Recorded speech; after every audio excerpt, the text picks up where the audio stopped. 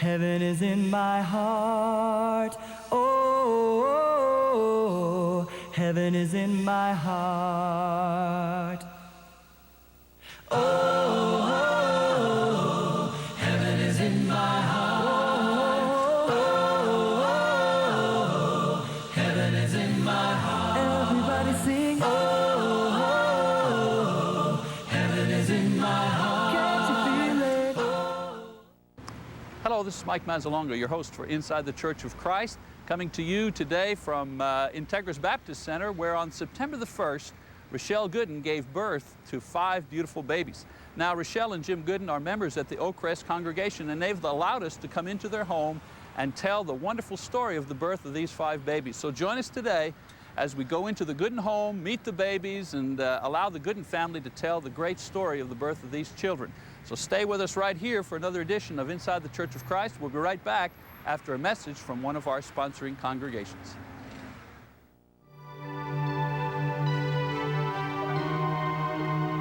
Jesus said, "It's not those who are healthy who need a physician, but those who are sick.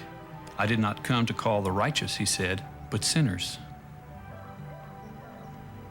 For this reason, sinners are welcome at the Church of Christ. For more information about the church, please contact the congregation listed here or in your local telephone directory under Church of Christ. Does it get this quiet very often? Occasionally. Very cherished moments around here. Yeah, just, and we've broken your quiet by coming Oh. into your home and bringing Hey, it this all. is nothing compared to what it can be. I can imagine. Well, we're here in the home of Jim and Rochelle Goodin, the parents of 5 babies. I won't even try. I haven't memorized all the names. Help me with the names of the babies, anyways. Abigail Denise, Madeline Page, Hunter James, Jonathan Wayne, and Jackson Poe. And Jackson Poe. And of course, you also have another little girl. Right, Haley Rose. And she is 3. She's about 3.5. 3.5 years old. We're happy to be in their home at this time. We've only had a little break in the action here, and we've been allowed in to talk to these very busy parents. Thank you for being with us, and thank you for agreeing to be on the program Inside the Church of Christ. Obviously, we know the story about the 5 babies coming along, but let's kind of go back and tell the story of how you discovered that you were pregnant with more than one child, and tell that story, Rochelle. I think. Well, probably about 4 weeks along after we found out we were pregnant, we had a pregnancy level test that kind of shows you what your levels are. And mine was quite high. They look for something between 50 and 100 to positively tell you that you're pregnant, and mine was 500 and something. And they guessed that it may be twins or triplets at that point. And then at 6 weeks along, we had our first ultrasound, and there were 4 heartbeats with the possibility of 5.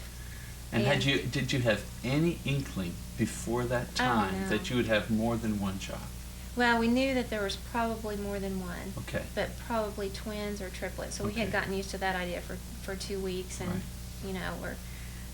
When did you tell him? Well, he was there. Oh, you were there. Okay, so it wasn't one of these. I'd like to speak to my husband on the phone. I've got good news. I've got good news. Yeah. Good news and more good news. Yeah. No, he went to the first ultrasound, and of course, after having one child, you know what a heartbeat looks like on an ultrasound machine, and we were counting and counting and counting, and and then the second time we went back at 7 weeks, they actually found the 5. So by 7 weeks, they had determined and confirmed that you were carrying 5 children. Isn't that amazing? Now, I know there were obviously some difficult moments there, but what are some of the tough decisions that you had to make along the way? Well, from the very beginning until we got to 8 weeks, or really about 10, selective reduction was mentioned quite often, and the risks that were involved with multiple pregnancies, whether it's hypertension. And now they're talking about you, the risks to you. Right. What were some of the risks that they told you? Hypertension, heart problems, severe breathing problems, long periods of bed rest. Now, was this swelling. during the pregnancy they're talking about, or Right. that after the pregnancy that you might have? Just, they said that they're really maternal risks lifelong. There weren't that many, but just during the pregnancy it would be tough to endure it Okay. if we decided to carry them. Okay. And was there some discussion? I mean, how did it take you a long time to make up your mind? Oh, well, there were serious discussions on the part of the doctors, but we told them that it wasn't an option for us, that once the heart is beating, we consider it a human being. Right. And to take that was something that we couldn't do, that God had given us that, and we would go with it. Mm-hmm. So it seems that God has a very high estimation of what you can. Well, tell us about some of the precautions that you had to take during your term of pregnancy. What are some of the perhaps different things that you might have had to do that you didn't have to with a normal pregnancy, like when you were with Haley? From the beginning, we visited the doctor more times than a normal pregnancy Mhm. or pregnant person would do. I was on bed rest for 3 months or more. Oh my. And the morning And sickness. the morning sickness lasted for about 10 weeks. I was on IV treatments here in the home for about 3.5 weeks. Amazing. And so it was quite difficult not being able to get up and around with Haley, or Right. kind of get out of the house like people like to do. Right. Just could not do that. Right. And how long did the labor procedure take? I mean, It was once- incredible. It was their births ranged from anywhere from 2:45 to 2:47. Amazing. And the whole procedure with taking me in and then wheeling me back to my room, maybe 30 to 40 minutes. Yeah, it's about 40, 40 minutes. Girls out there who are listening, Yeah. 5 babies, 40 minutes. I think we have a new world record here. Yeah. I don't know. Well, we need to get the Guinness Yeah. World Book record people in here. Well, obviously, I know that that's when the real publicity, I mean, like everyone else, that's when I saw it on television and heard on the radio. But then there were some difficulties, I think, with the babies. I mean, okay, they were in this world, they were able to, minister to them, so to speak, directly and not through you. How about those days? Who was really sick? It was touch and go. Tell us Well, about that. Jackson, who was the biggest at 211, he was actually the sickest and Mhm. went directly on a ventilator to sustain the breathing. And the rest were on just oxygen hoods to help supply them with oxygen, Except Madeline. except for Madeline. And it was difficult. You just didn't know when the phone rang at the hospital. You didn't know if it was good news, bad news, or completely indifferent. You just assumed that it was going to be bad. Now, I know we have another Mrs. Goodin here, but you are Marilyn, Marilyn Goodin. You're Jim's mom. Tell us where you're from. from Gaylord, Michigan. Okay, very good. And came down when? Well, the first time we got here, 3 days before they were born? Right. 3 days before they were born, and we Mhm. stayed till they were almost a month old. Right. And then we were told it'd be a while before they came home, so we decided we better go get our boats out of the water and what have you before everything froze. Right. And we were home about 6 weeks, long enough to get all of our Christmas shopping done and wrapped, and Christmas tree and decorations and everything up early. Boy, you're up early. Earliest we ever got it done this Right. year.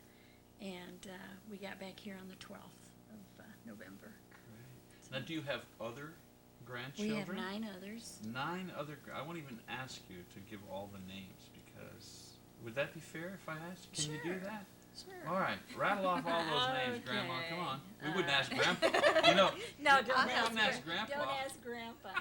All right. Let's see. We have Holly and Amanda Uh-huh. and Stephen. Uh-huh. And then we have Jennifer, Megan, and Shannon. Mhm. And we have Timmy and Katie Mhm. and Chelsea. Great. And now, can you do the quints also? Oh, sure. Go ahead, show us what your stuff. Jonathan, Jackson, Hunter, Madeline, and Abigail. And then there's Haley. let's have a hand for Grandma. Oh, and we're also expecting another grandchild Oh my. on the 4th of June, we just found out. Great for you. So And the they Lord, said only one. only one. Like us. While Daddy Jim is holding the fort with the babies. Now, of course, this is Mr. Goodin, and your name, you're Howard. Howard Goodin. I'm glad that you have given us permission to be here. Howard, do you have now bragging rights Oh, yeah. beyond any grandpa west of the Mississippi, or what? Yeah, sometimes I walk up to people and say, if I showed you pictures of my grandchildren, and they say no, and I appreciate it. Oh, that's one. As I journey through this land, I am singing as I go. I will be pointing souls to Calvary. You know, through the crimson flood, you know that many arrows mine. Credit for organizing and collecting supplies and manpower has fallen to the Goodin's home congregation, the Oakcrest congregation in Oklahoma City. Although it has not been mentioned very often, the Oakcrest congregation was the first line of support for this family from the beginning and continues to assist them long after the glare of publicity has faded. Many people were involved in this ministry. Oakcrest's story is a wonderful example of how true Christian love works to meet the needs of each member regardless of the challenge. Well, we're in the pew here at the Oakcrest congregation in South Oklahoma City, and our special guest today is Scott Bulmer. Scott Bulmer is the family minister here at Oakcrest congregation. Thank you, Scott, for being with us today. It's a pleasure having you, Michael. Talking about the Goodin family. Of course, as a family minister, what was your reaction when they told you that one of your members was going to have 5 babies? Well, I'll tell you what, actually how it happened, Michael, was one day Jim called me and said, Jim, Scott, Rochelle and I really need to visit with you this evening. And I had another appointment, and we actually didn't get together until about 9 or 9:30 that night, and of course all these thoughts going through my mind about different situations. And I remember still walking in and sitting down on the couch across from them, and they said, well, we're expecting. And I was just tickled, and I said, that's great, but it's going to be more than one. And I said, good. Twins? No. Triplets? No. How many? And at that time, they weren't even sure if it was going to be 5 or 6. Right. And so that was really the initial time, was when they conveyed that one evening. And from that point on, I knew that the term family ministry was going to have a brand new significance and meaning for me. So that was quite a shock. It was quite a shock. Now, I wonder, I know that there was a tremendous flash of publicity that took place. Obviously, Oklahoma's first set of quints taking place in a very public, congregation here is well above, 900, 1,000 people. So what are some of the things that the congregation did to help the family in this regard? You know, I've been a part of this family, I guess, for over 20 years now. I've been a part of the Oakcrest Church. And I've always said with great admiration that this is a church that has always been there when needs have arisen. And this is one that has specifically impacted our church more so than maybe the bombing or the Croatia relief effort. The thing that I have most appreciated about this is how many people have just come out from their place in this church to volunteer and work and be of assistance. We really haven't had to do very much prompting of church members. This church has always been very children-oriented anyway. And I would say that one of the things that has meant the most to me is how many young mothers, or even expectant mothers, who really in some respects are not getting the attention maybe the Goodins are, have really been at the forefront. And that's not been a problem. Has not been a problem. There's not been any feelings of the jealousy or why don't I get that kind of attention. And that's really been heartwarming. Well, good, good. Any advice for congregations who, for positive or negative reasons, would come into the limelight? We would hope that a congregation would be on TV for something good, like the Goodin family, but that's not always the case. Since you've gone through the media blitz, any advice to other congregations who may have to face, being famous all of a sudden? Right. I think the first thing I would say about that, Michael, and to those who are listening, I would say that the first thing that occurred to us about this is that this was a tremendous opportunity. It was going to give us the opportunity to let our light shine so that people would give glory to God. I think that one of the things that was important for us to realize is that the media has perhaps a different agenda than we do. And I think that they were always looking for a slant or an angle to the story that maybe was even somewhat controversial, getting into the topics of selective reduction and all these other things that perhaps could distract us from the fact that we have 5 children that we need to be attentive to. I really believe that some of the key issues were making sure that we had just 2 or 3 people that were kind of recognized as spokespeople, that you would just go to those particular people because they had the facts and they could more easily disseminate information. And so that's one of the very first things that we did. I believe it's also important in dealing with the media to make sure from the very beginning, whether it be in the written word or on television, that it's understood that this is something that we would appreciate you sharing, and this is probably something that we would just rather not be looking at right now. Because there are times that things could be taken out of context. But a central clearinghouse, a person to be able to speak about it, and then of course, because of, for lack of a better term, the free publicity, it has also occurred to us that because of the Goodins and our notoriety now, that we perhaps are one of the best known churches in Oklahoma City. Absolutely. I mean, to the glory of God, not for us, but we're looking at maybe even changing some of our focus next year so that we can kind of keep it rolling and keep the emphasis going in terms of this is a church that not only loves quintuplets, but we love individual babies as well. And so we're trying to gear up and think about that. But the media actually has really been very good in all this, and they've really been a blessing. They have been very considerate of the Goodins and also of this church. And from the very outset, the day that the Goodin children were born, when we had a prayer service here that night and they came to film, they were very considerate. Well, good. And the Goodins mentioned that as well in my discussions with them. Well, and following the same line of thinking here, are there other ways that this event has changed this congregation? Oh, boy, probably more than we can even possibly imagine. It's probably too early for us to tell. I think that one of the things that certainly has happened as a result of this is, in some respects, it's helped us to see a little bit more about the kind of people that we live with in our own community, because this has really brought out the best in people and also the worst in people, in terms of maybe some remarks, maybe some anonymous letters, some different things that have come about that maybe show maybe an attitude that perhaps isn't quite as positive as we would like. But I think that it has probably helped us as a church take our focus maybe off ourselves sometimes and maybe just looking towards our own needs to seeing a family here that has legitimate financial, emotional, spiritual needs that we can attend to. And so maybe it has helped us become a more compassionate church, because sometimes big churches can have a different reputation. Yeah, I understand. So that's a little bit generic, but that maybe has helped. Good. Well, thank you very much. We're going to go back and visit some more with the Goodin family right after a message from one of our sponsoring congregations. Stay right with us.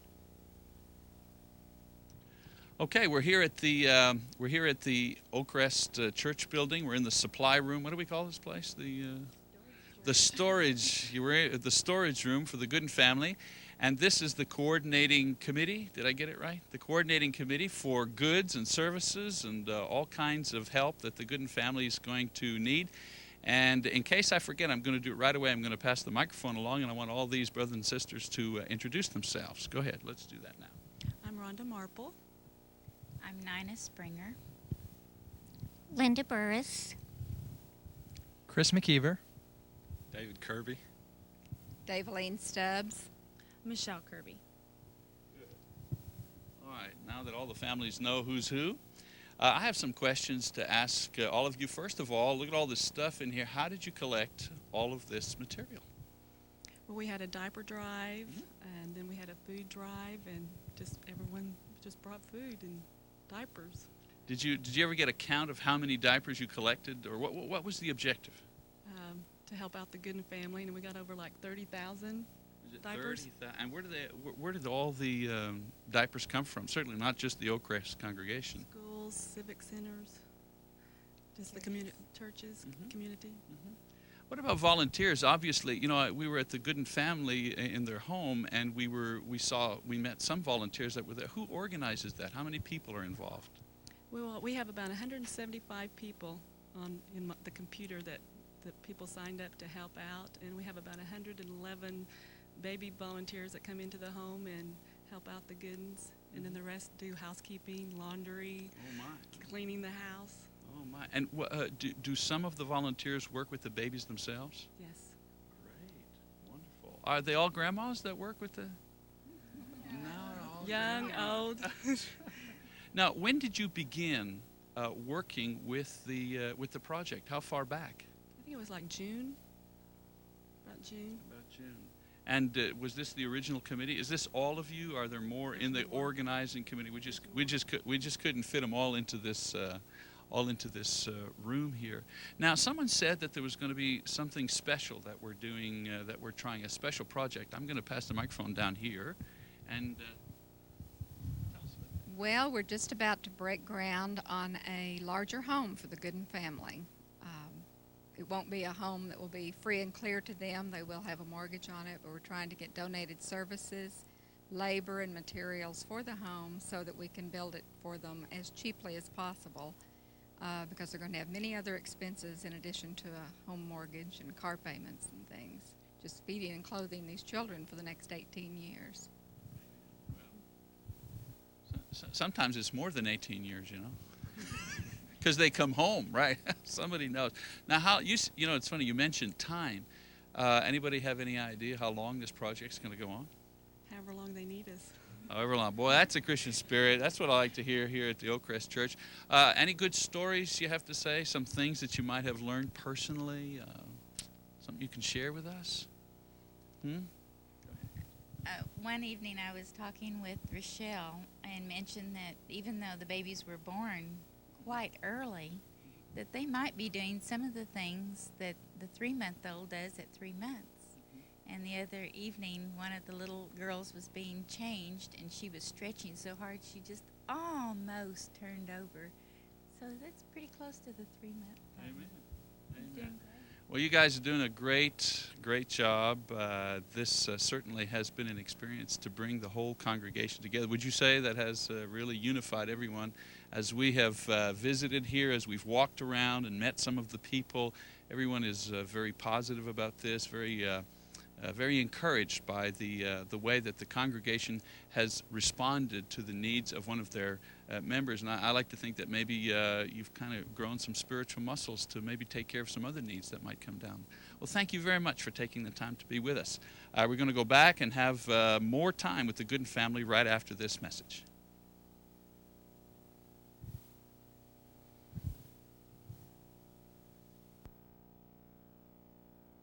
The B-I-B-L-E.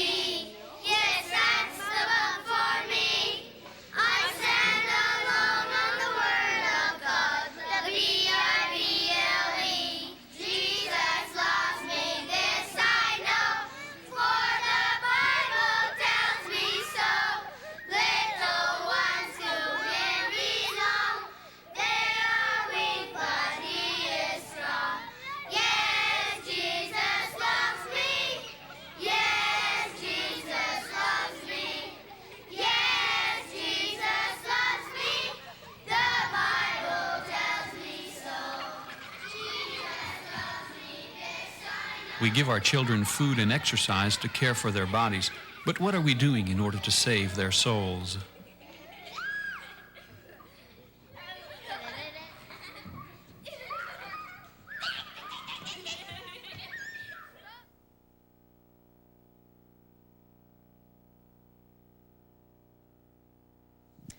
Hi, girls. I'm going to give you just a small tour of the home and the babies.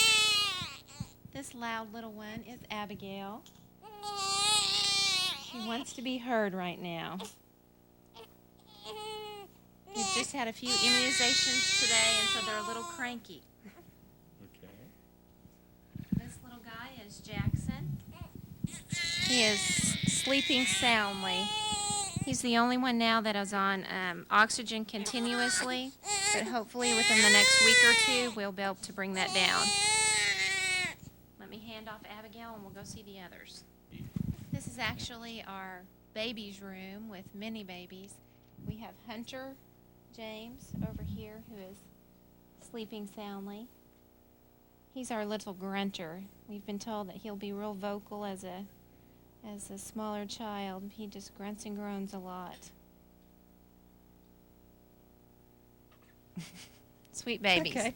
We have Jonathan Wayne right here. He is being weaned off the oxygen as we speak. Doing very well on his own, but occasionally we do have to put him back on. Here's our little peanut, Madeline Page. She was actually one of the smallest babies. She was 2.3 and is now bursting at about 6.5 pounds. So, and of course we have the oxygen tanks and their monitors scattered throughout the room. So needless to say, we do get cramped at times, but we're making do.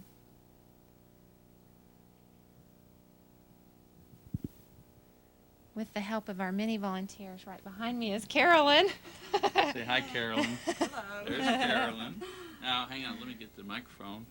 Carolyn, what are some of the things that you do to help? Oh, okay. Well, I just started last week. Was my first week to come, and holding them, feeding them, breathing treatment. I helped with Madeline a lot last week, and diaper changes, any necessary, and keeping up with the monitors as they go off. And so, sometimes we're busy, sometimes we get a break, just like now we're getting a break. So. Right. We have someone else here. Let's talk to this lady over here. This Come is on. Lafreda. Come on, Lafreda. This is her first Don't time. you fret, Lafreda. This is my first time. This There is we her first go. time that we appreciate Okay. her all the more. This is Lafreda right over here. You got that? Are we on here? Here we go. Lafreda, you tell us some of the things that you do as well. Oh, I've just enjoyed holding her. I've held Madeline today. She's been kind of upset, so I just held her and put her to sleep. So I got in on the fun part. Now, do you have a lot of experience with these little babies? I have 2 children, and I have a grandbaby that was a preemie. She was born 2 months early. Oh. So she's 3 now. Wow. So I had a little bit of experience with preemies. Well, great. Now, are you ladies from Oakcrest Yes. or neighbors? Or, Yes, okay, members so of you're both from Oakcrest congregation. Oakcrest congregation? Well, great. Yes. Well, thank you for showing us around. Goodbye, Inside Church of Christ.